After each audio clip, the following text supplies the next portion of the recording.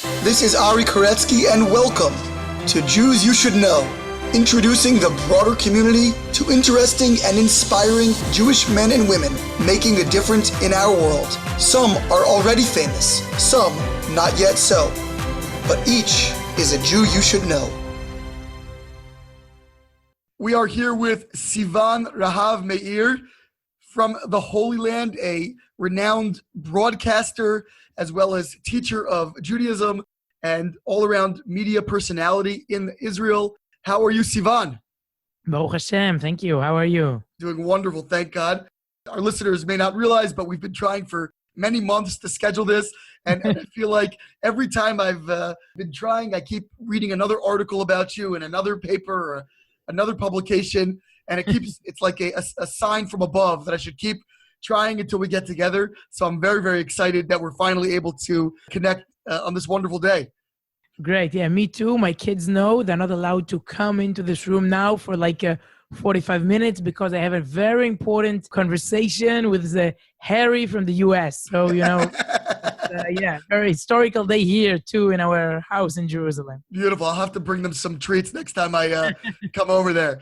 So Sivan, we'd like to, with all of our guests, really just get your story. And of course, there are many amazing accomplishments that have been publicized about your career and about all of your unique endeavors. But we really want to know where do you come from? What was your background, your upbringing? Where were you born? Tell us a little bit about your early life. Okay, I was brought up here in Israel, but not in Jerusalem, in a city called Herzaliya. It's a big city near Tel Aviv. And I was brought up in a non-observant family, a secular family. And it will sound weird maybe to your listeners. I mean, maybe it's awkward, but here in Israel, I didn't know anyone who's like religious until I was 15, which is, it's not, in Kathmandu, somewhere very far away, very like in a very small place with no Jews. I lived here in the Jewish state, but I didn't know much about it. I didn't care. And then I started as a very young girl at the age of 6 or 7, I started interviewing people. It was my hobby. I mean, after a few years, the school became my hobby because I was interviewing for 24/7. That's what I did, asking questions. And then it was published in all kinds of kids magazines and children's like newspapers. And I became like a very young journalist. And my mom, when people ask her, I mean, what happened? How did she become like a Baal Tshuva in Hebrew, we say. So she's used to say, she says, she just finished interviewing all the secular people in Israel. So she had to move forward. She started talking to the more frum one. And actually it's true because I really interviewed all the kids in my class and in school, all the teachers, the principal even. And then at the age of 15, I discovered there are more streams, more people. It's a very interesting state. We have 8 million people and I think it's 8 million stories and items. So I went out, from Herzaliya and started, interviewing kids from kibbutzim and all kinds of villages and settlements, Ethiopian kids, that did Aliyah from Ethiopia, and Russian kids from Soviet Jewry, and Arab kids, Palestinian kids, all kinds of other attitudes toward life. And it made me, I think, aware of our bigger story, the bigger Jewish story. I'm proud of it. What do you think made you such a curious and inquisitive person as such a young child? I mean, this was just like natural? Was it something from your parents? I mean, I guess kids are curious in general, but they don't usually go around interviewing every person that they meet. What was that about you? Yeah, I think I wasn't so successful. The truth is, I realized at the age of 6 or 7, I'm not so talented in all other fields. All my friends had great hobbies, dancing, painting, sports, arts and crafts, all these activities in the afternoon. And I was a complete failure. I mean, I was horrible, when I tried to do these things with them. And, it's true today too. I'm not so good when it comes to driving, cooking, helping the kids paint in their notebooks. So I wasn't really talented, in everything I did. And here I discovered our alphabet, our language. And the teacher taught us how to read and how to write. And it became like a miracle, like a magic for me. I can express myself. I can edit my thoughts, just writing them, and then afterwards see it again. And I can write things and people will read it in a few days. It became a magic. I think it's still a magic. So the interviews that you were doing, they were written interviews. You would interview somebody and write down their answers. Yeah, in Israel, I think until like the 90s, we had only one channel, like the national channel, channel one. In Hebrew, we say Arutz Echad, but that's not the most important one in Hebrew, but just to say. So we had just one channel. And then it began when I was like 6 or 7, everything changed, in our media and the communication like map here. So there were cables and there were dozens of foreign channels, and they opened like every week. Some new channel was opened. So the kids channel and another kids channel and kids shows and magazines. So it became very popular, that there were a lot of opportunities. So they chose me to, like, for example, to interview our former prime minister, Yitzhak Rabin of blessed memory. And then Shimon Peres of blessed memory when I was just 9, and then the Power Rangers came to Israel. Are they the of blessed memory? No, Power Rangers. In fact, I just read a story that Power Rangers, Chaim Saban, who is a billionaire philanthropist in Los Angeles, just sold the Power Rangers to a major corporation for. Wow, they're alive. Okay, so so I interviewed them when they came to Israel. All kinds of singers and politicians and celebrities, and it just happened. I started living in the studios, in the TV studios, because Israel really changed. All the media really changed these days. And the truth is, some of the teachers, they didn't really like it because, I started going away.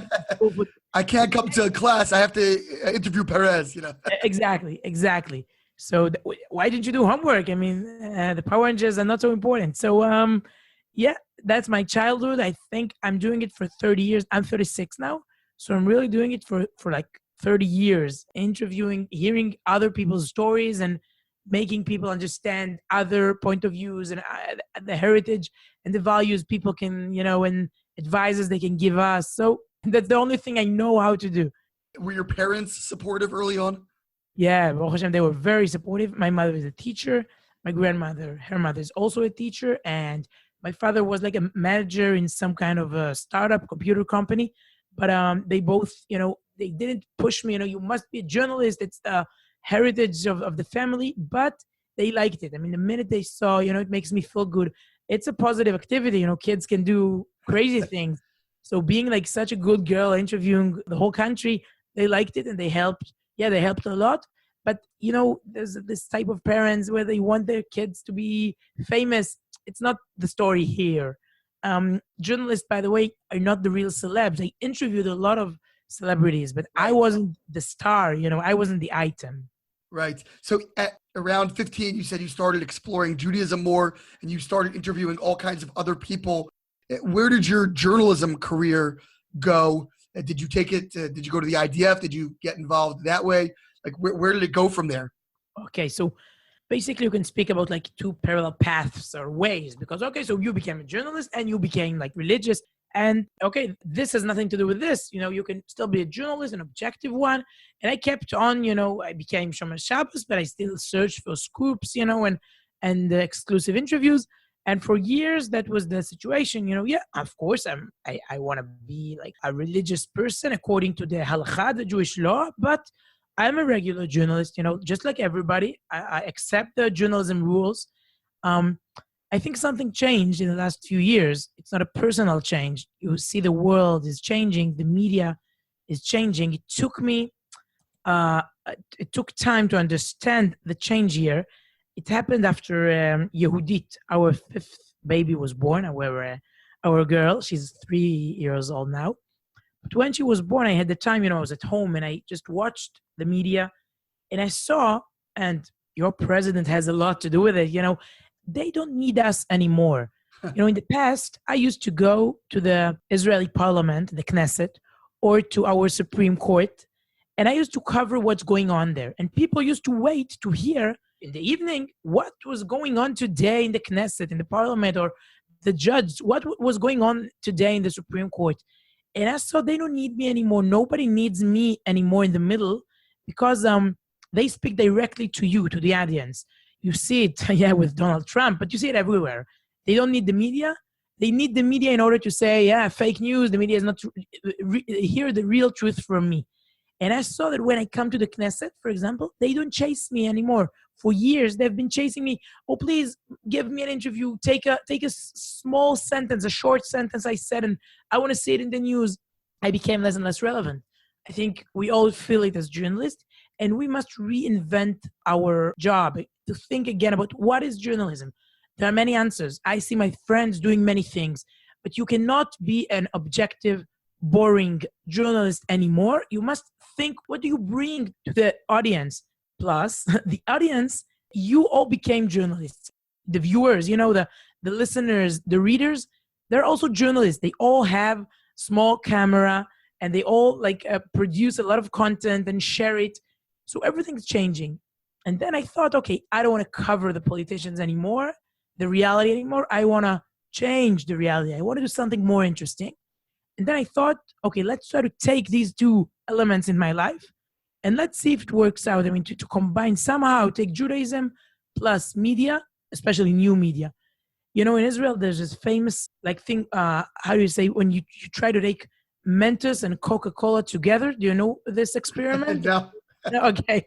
So it explodes. So it's very famous here. You take Mentos, these candies, Coke, and you put it together. So I said to myself, okay, maybe it will explode. Let's try. Judaism, new media, let's try and see what's going on. And I'm happy to say there's no explosion and it's a success. I mean, this is something new.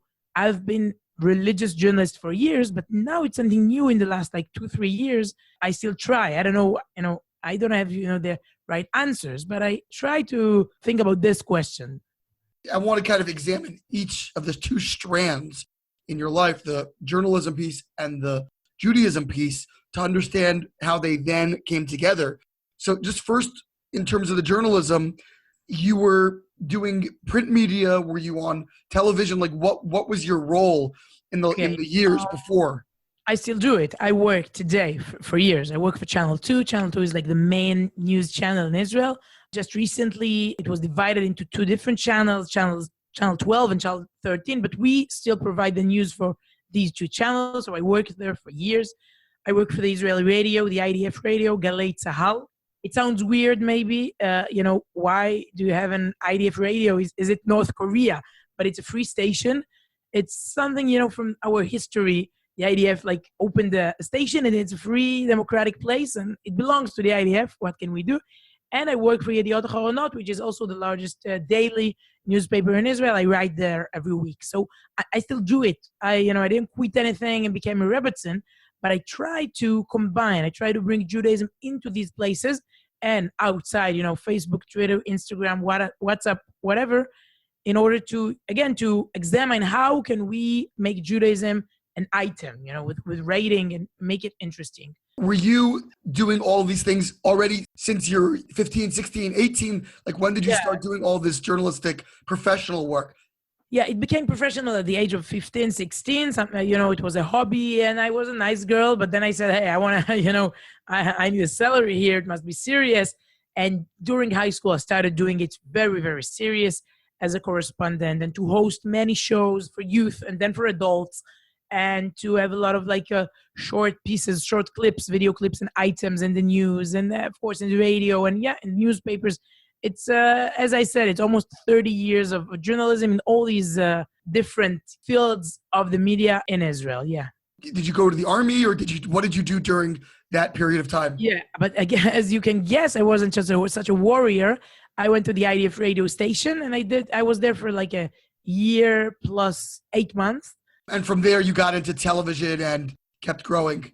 I did it before the army. Yeah, but after that, I got married, by the way, at the age of 21, and then I became I think more professional in all these three places. Yeah. Now, when it comes to your Jewish growth, you said that at around the age of 15, you started, as your mother said, you ran out of people in Herzaliya to interview and went out to the broader public. What do you think it was that touched you in the more religious sector of the population? Again, Israel, unfortunately, can be very polarized. especially, I might add, you mentioned that you interviewed Rabin. So I remember that when Rabin was assassinated, and it was a very, very tumultuous and divided time in Israel, probably the most polarized period that could be between the more religious elements and the less religious or more secular elements in Israel. That's around the time that you were coming of age. So a person should become more observant in that time, I think is very unusual and surprising. So what was it that really touched you and moved you? Okay, wow, that's a good question. First of all, I don't want to insult the people of Herzaliya. It's a great place, and I'm very glad that that's where I was brought up. But there are other people and places, and now you're asking a hard question because it was in the 90s was when our prime minister was assassinated. It's awful to say it, a Jewish person with a kippah, a religious person murdered him, killed him, and he did it because he thought that's the right thing to do according to Judaism. That's crazy. And I was 15, 16 then. And it can sound again a little bit weird because people usually say, wow, when I discovered Judaism, I saw great things, spiritual things, positive things, exciting things. And I can really say, this horrible event made me more religious. How can that happen? Okay, that's crazy. How can that happen? You see such an awful thing. So usually when I was in high school then, our teachers used to say that our democracy is in danger. And they were right, but let's say I don't think that was the most dangerous thing these days because in the US, you have also experienced tragedies like this, and your democracy is strong and our democracy is strong. Different system, but still free places, democratic countries. So I felt the democracy is not the real dangerous thing here. Okay, human rights will still be here, and of course we will go to vote every 4 years in the parliament. Nothing's changing. Of course, the tragedy, the democracy is not really in danger. But what's really dangerous here? The real danger is the Jewish elements of our state. We see Israel as a Jewish democratic state. It will still be a democracy, but will it be a Jewish state after a Jew person is doing such a thing? And I felt Judaism is in danger. And then I decided I want to take responsibility because I knew nothing about Judaism. But this murderer, okay, I don't know if I want to say his name, okay, Yigal Amir, he's still sitting in jail until his last day. But he knows everything about Judaism. He keeps everything. He knows everything. I know nothing. I can't even answer why what you did is so cruel when it comes from Judaism. Of course, not that it's not legal. Of course, it's not legal. But I can answer him in his words because I know nothing about my heritage. It's not his, it's mine. And then I started, a journey. I met a few girls, they became friends. They invited me to experience a real Shabbat, a real Shabbos, the day of rest. Our seven day of the week, the holy day. And I came, and saw, and I fell in love with Shabbat. That was the beginning. These girls were not from Herzaliya, I'm guessing. Where were they from? They were from two places, Beersheba, the big city in the south of Israel, and from Tekoa, which is a very small settlement in Gush Etzion, just like in the south of Jerusalem, near our capital city, but a very small place. So I went for Tekoa for one Shabbos, and then for Beersheba, and then again for Tekoa and Beersheba. And then I said, wait, I want to bring Shabbos to Herzaliya and do it in my home too. I don't have to go there. One of the moments that really affected my life happened in Beersheba. It was Shabbos morning. It was the Shabbos meal. And something, again, not the typical story about the Shabbos spirit that influenced me. Something else happened. And maybe it will sound funny, but we sat there, eating and singing and speaking about the Torah and about the Shabbos and the week. And then one of the girls, I think she was like around 12, she came to the table, to the Shabbos table, and she said that the neighbor knocked on the door and asked for a cup of sugar. And she gave her a cup. It's not a religious neighbor at all. And she gave her a cup of sugar. And then she came back to the family and asked us, is it okay? Okay, was it wrong to give it to her? And it was like an open question. And they all started answering. So the first person said, of course, why do you give her a cup of sugar? She can now bake a cake with it in her oven, and it's not allowed. We're not doing things like that. You want to rest on Shabbat. We're not making new food, we're not baking things. So with the oven, so what you did, you helped her, and it's not good to do it on Shabbos. Why did you do it? And then this other sister said, no, who said she wants to bake a cake? Maybe she has a lot of guests and she's making like 10 cups of coffee and she needs a lot of sugar for them. Maybe she bought like a ton of strawberries and she needs a lot of sugar for it. Maybe her son is going back to the army. She's just preparing a bag for him, for the whole week, and she needs sugar for that purpose. And there were like many answers there. One of the people said, maybe you saved her, because if you didn't give it, what would she do? She would go to the store and she would buy sugar, which is, of course, it's not something we do on Shabbos. So you saved her. It's good you did it. And I was looking at them, laughing, just like I hear you laughing. And I said, wow, these people are crazy, okay? They're crazy. Shabbos is a very nice thing when you see it and eat and rest and you don't go to work. But they're crazy. They think about these elements, about these small details, about this technique, small things about the neighbor. Are you crazy? Are you all nuts? And then Motzei Shabbat, after Shabbos ended, I went back home and I took the bus from Be'er-Sheva to Herzaliya. I had time to think. And I remember this moment when I thought, wait a minute, maybe it's so important for them. Maybe there's something bigger than us here. Because if you care about the small details, it means you care about the big thing here. If you have a wedding, you think about the smallest thing, right? About the napkins and the music and the sound and the atmosphere. You think about everything. So maybe if we think about the small things in Shabbos, maybe it means something to us. It's holier than us. And I think that's when I decided I want to be part of this crazy group. That's the story. I told you it's not an exciting one. No, I think it's very exciting because oftentimes, we make the most profound discoveries by perceiving those small details, and it touches different people in different ways. But I think it's a wonderful story. How did your friends back in Herzaliya react? And perhaps more importantly, how did your parents react when their nice, yuppie teenager in Herzaliya all of a sudden is getting interested in these foreign religious experiences? First of all, I am very glad that we were great friends earlier, me and my parents, and we're still great friends. I mean, it's, as I said, with the journalism hobby, so the new Jewish hobby, also, they didn't say, like, we don't allow you to do anything. They were a little, I think, frightened or intimidated not because of me, and not because of the new friends I discovered, because of the media. Because, unfortunately, the Israeli media treats Judaism in a very negative way. Really, I'm sad that's the situation, but we treat Judaism as a problem, okay? We cover it only when it bothers us, when it interrupts our life. So my parents were a little, they were afraid, okay, you're going to join this extreme group. But the minute you explain Judaism is not a problem, I think Judaism is a solution.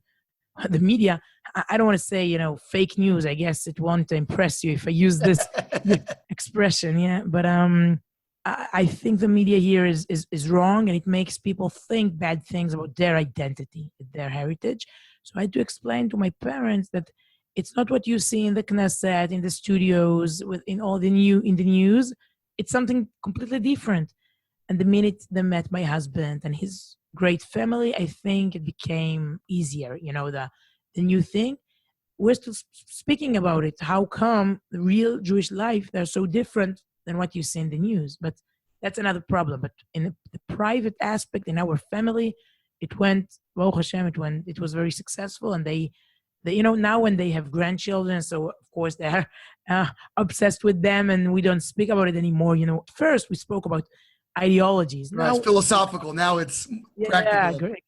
Exactly. Have your parents or anyone in your family been influenced in any way in terms of their own relationship to Judaism? I think so, yeah. They are much more aware, they know more, they do more, maybe because of the grandchildren. Sure. They come to them sometimes even on Shabbos, and they take them out. They know everything about what's kosher, exactly the different types of kashrut, the right type of food we eat, and they know how to say the blessings and prayers with them. So they're much more into it. I can't say you that personally they changed their life completely, And I understand them. They come from a different generation in Israel, the generation that really built our country. They did a lot these days, and they believe that they're building a new type of Jew, a very like a national one, Zionist one.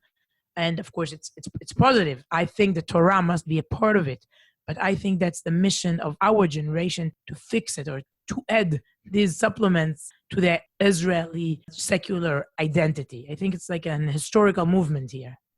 You said earlier, and I want to now come back because we've discussed your journalism and your religious sort of renaissance. You said that you've reached a point, even just in the last couple of years, where you have, tried to combine the Mentos with the Coca-Cola, where you have created that sense of integration. What specifically have you done to make that happen? What projects have you developed? What have you done within the media that has sort of promoted religious identity or broadcast your own journey to the public? So I started writing about it. I saw that in the new world, the new media world, people are just telling everything about their personal life. Okay, they post their kids and what they bake and what they do and what they eat and where they go and when they fly. They all do check out Ben Gurion Airport, the JFK Airport. So I said, okay, I don't want my private life to be part of it, but I do want to use this tool. Can I use it in order to promote something else, not me?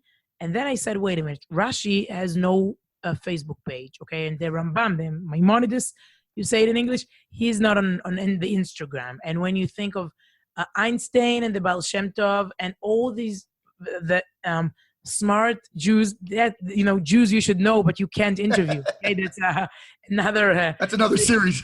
Yeah, so they're not there. When you check the feed, you only see Trump, Netanyahu, and I don't know what's the name of this, Ben Shapiro. You only see all these, all the types of people. I thought you were going to say the Kardashians, but okay. Yeah, okay. I didn't want to say it. You said it. But you see all these types. Okay, it's nice. They all have the right to say what they want. But we are, in Hebrew we say, Am Sefer, the people of the book. We belong to the book. The book belongs to us. We're so oriented, to read and write and learn for thousands of years. And now, no books anymore. There's Facebook, but we don't open the real book. So how can we bring all these treasures into the feed? And I started writing one daily short post about the Parasha, the weekly portion we read in the Torah. It's the Jewish pulse. I just started writing something very short because I know to bring grading when it comes to news. I know how to make stuff interesting. That's what I'm doing for 30 years, making people hear in the Supreme Court. We can be there for 5 hours. Now let's tell you in 1 minute what really happened. What's the most interesting thing that happened? Netanyahu can speak for an hour and I must find the headline. So now let's do it with the Torah, with our holy texts. Let's try and bring them into the feed. And I just started and I was amazed. It was not only the amount of talkbacks and feedbacks, it was the quality. People started saying things that are much more meaningful. I've been a journalist for years, but I never really touched them. And suddenly it became more interesting and people began to react and to suggest new ideas and to send me materials. And I had to start reading all their ideas. And it began in a very private idea. I just sat here at home and wrote short pieces. And there was a book which is now a bestseller here in Israel, and it was translated into English. All these posts, we added it, and it's called #Parasha. It's a new book, #Parasha, now in English.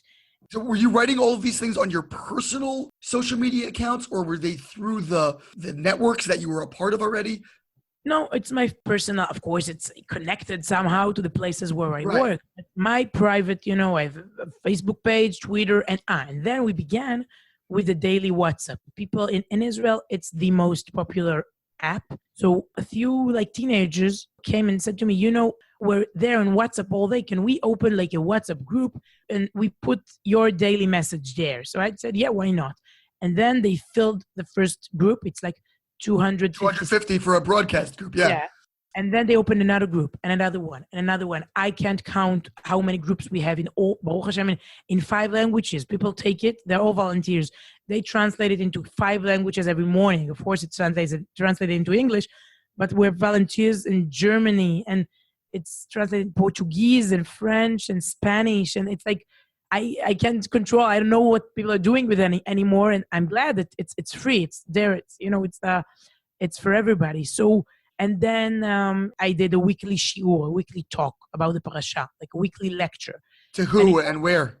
Here in Jerusalem, we have a weekly event here every Wednesday night, King George Street at 9. You're more than welcome. It's called Heichal Shlomo. Oh, okay, beautiful, yeah. Yeah, we have 700 people every week, and it's also live YouTube, Facebook. So I saw people are interested. They want to hear about the parasha and about the news together to try to combine the headlines and the ancient headlines. And again, it became popular. And this shiur, for example, today I'm going to give it in a kibbutz in the south, kibbutz Negba here in Israel. Very secular place, I think. I don't know them yet. Tomorrow it's going to be here in Jerusalem, and then in another place. So it became, again, people want to hear about it. And I didn't really plan, there's no strategy here to do something, but I see people are very interested.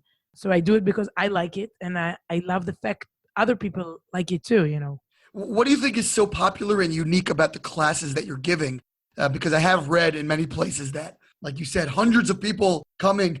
I mean, I'm sure you have amazing content, but they say the joke in Jerusalem, if you throw a rock, you have a 1 in 2 chance to hit a rabbi, right? There's so many teachers of Torah and so many scholars and so many classes in Jerusalem and around Israel.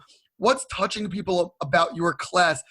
Are you combining news and sort of explaining current events through the prism of the Parsha? What is it that's touching people about this particular class? Okay, maybe it's the low level, because I am not a Rebbetzin, and I'm not, such a scholar. I just try to, as a journalist, and we're all used to the media. I try as a journalist to look at the parasha or the holidays, the chagim that are coming. And sometimes, I was asked, who's the audience? So I say, me. I'm doing a shiur for me in order that I will know new things. So I am a mother. I have 5 kids. I'm a wife. I work as a journalist. So the level is very low. I want to teach me new things while I'm doing a lot of other things, in the schedule. So, and most of the people that are coming, it's not Talmidei Chachomim, okay? They're not scholars. Most of us are like regular students, youth, and people just want to know a little bit more. And I want to make it very, very accessible. I saw a lot of people, they lecture and they want to look very intellectual. So they give you all these quotes and notes and hard words, and it's so complicated. I'm trying to make it as accessible as I can, because I want people to understand. Some of the people that sit in front of me, they're just like me in the age of 15. They know nothing, and they know what the media teaches them. So I want them to know the basic elements of Judaism. And we're doing another thing in our shiurim. People are very active. I mean, almost every week, I read a post or email that I got from our listeners all over the world. Fascinating stories. New immigrants and all kinds of singles, men and women still didn't find their other half, and mothers and grandmothers. And they send it to me. I get a few dozens of these emails every week, and I choose. So they're active and they want to know, they want to see what's going on in this field. It's not a regular shiur Torah. I want it to be interesting for me, first of all. I'm curious. It sounds like this is amazing positive impact. Has there been any negative reaction, though, from the larger public saying, keep religion out of the public sphere, or stop talking, just give me the news, give me, people, the bitterness and the hostility? Has any of that surfaced through, social media is not known for its calm and rational discourse. So people angry on social media at all? Yeah, they're always angry there. But in Israel, the conflict or the main dispute, the main argument is when you speak about the left and right positions, left wing, right wing, politics. I'm not there. Most of the energy, most of the journalists, they also did what I did. I mean, they are not objective anymore. They still cover the news. They try to be honest, but you know what they think because of this new area, new time of new media. So you know what they think. But they spent most of the energy on this issue. It's an important one, but I felt I don't want to go there. I have nothing to say there. I have my opinions, but I don't want to fight with people from the left wing all day. I can do it all day. There are people that are much better. It's not my job. It's not my mission. So I went somewhere else. We say every week when Shabbos comes, we say there's a famous song called Lecha Dodi. We say it on Friday night when, in the beginning, the first moments of Shabbos. And we say that there's like a verse, like a sentence. We say, Yamin usmol tifrotzi. It means to break these left-right wing positions and to be more open. So I know it's important, but we can't focus only on this political question for decades. I mean, it's crazy. Let's speak about Shabbat. Why Shabbat is not like a normal subject? Why nobody's speaking about it? So I did find like my niche, my corner. That's what I do. Of course, some of the people get mad. Yeah, it's okay. My husband's teaching me how to remain, calm and breathe. Although someone very mean wrote something very cruel about me. Okay. I did have, like, here in Israel, there's like, I know you have Saturday Night Live. We have a different show called Eretz Nehederet. Yeah. It's a Saturday show, and they imitate people. So a few weeks ago, they imitated me. Oh, I have to see that. Yeah. Did they do a good job?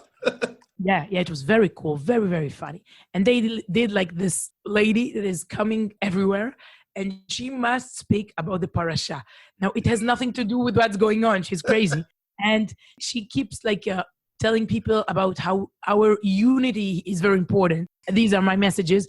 And people are like killing each other. But I'm there speaking about parasha and unity. And it was very, very nice. They even spoke about the real parasha. I mean, in Eretz Nehederet, they spoke about what's the real portion we read in the Torah this week. So yeah, it happened. They did it like a few times.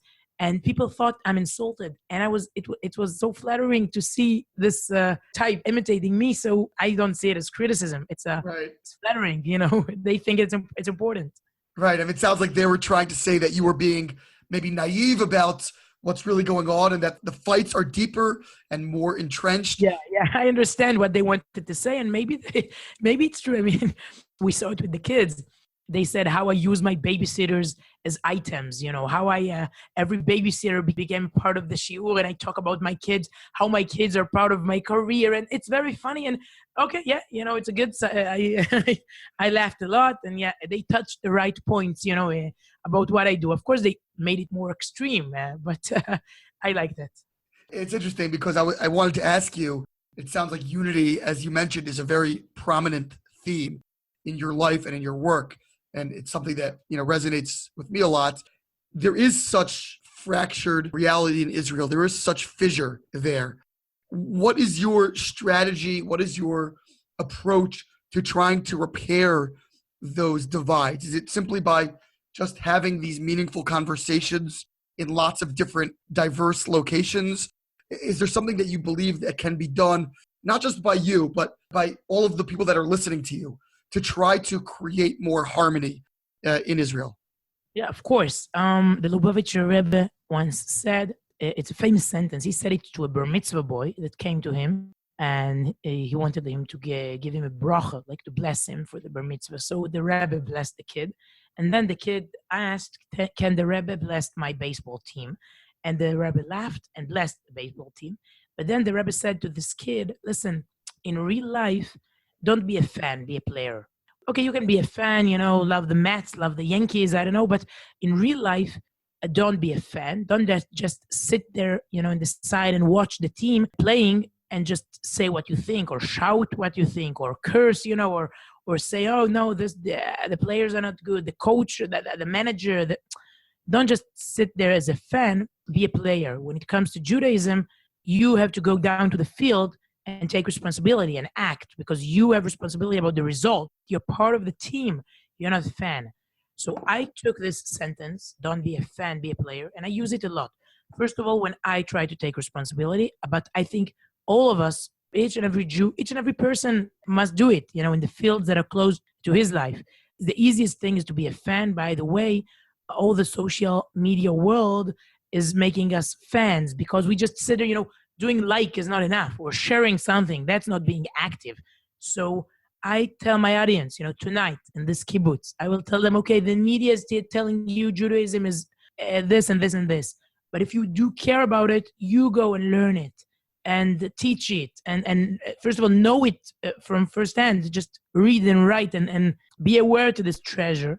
And I think wonderful things will happen if the Israeli society will decide to do it all together. I don't know what's going to happen, where 8 million people, so 8 million journeys will start, and something new will happen here. I think new culture, new atmosphere, new spirit. Yeah.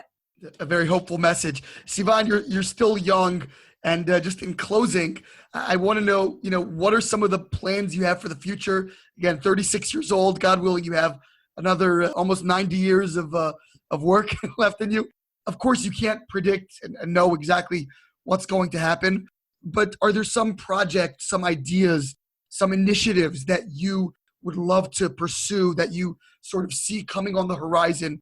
Do you see yourself sticking with the mainstream journalism that you've been doing, the anchoring and the newscasting, the writing? Are there new vistas that you'd like to explore in the near future? Okay, first of all, in the near future, I want to interview you, because I think it's very rare. For 45 minutes, I've been answering questions. People here in Israel will think it's crazy. I'm not asking I'm not asking anything. So it sounds interesting. Sometime, maybe when you're in Israel, anytime, to hear your story. But to conclude, to summarize, I do think I want to do. I heard a very nice answer once. A doctor was like interviewed. I think I don't know where, he studied medicine here in Israel, and he's a doctor. And they asked him, "What are your plans?" And he said, "My plans? I want to do exactly what I do, but I want to do it better. So I love what I do. I want to be more professional and more effective and do it better." That's the plan. Plus, of course, raising my kids, my family, raising myself, my husband, learning more, maybe reaching a higher level. As I said earlier, it's just the first level of Torah, of Judaism. There are a lot of depths in there. I respect people that can really learn for hours, for days, for years, okay? I'm just superficial and it's very shallow. I want to know more and then to teach more. Plus, I do have a plan. We will start it in Israel soon. We call it the Sanity Plan. It has a lot to do with this new media world, and how can we control it and use these tools and not letting them to use us.